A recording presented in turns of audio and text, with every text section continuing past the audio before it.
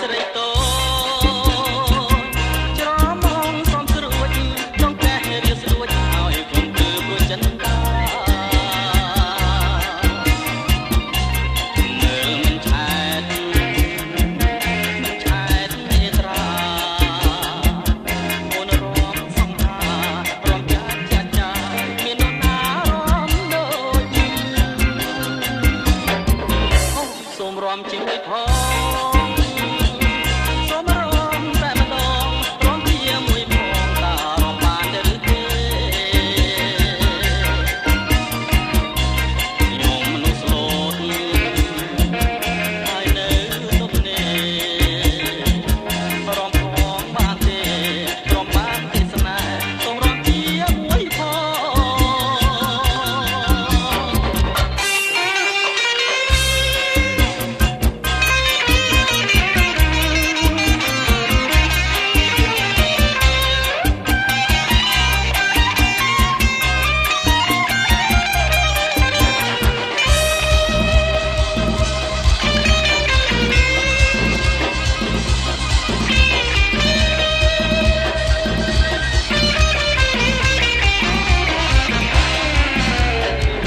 ខ្ញុំស្រឡាញ់ស្រីតូ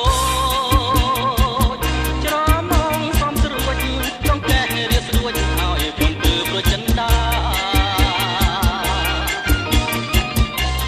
មើលមិនឆែតនេត្រាអូនរំសង្ហារំចាស់មាននរណារំដូចអូសូមរំជាមួយផង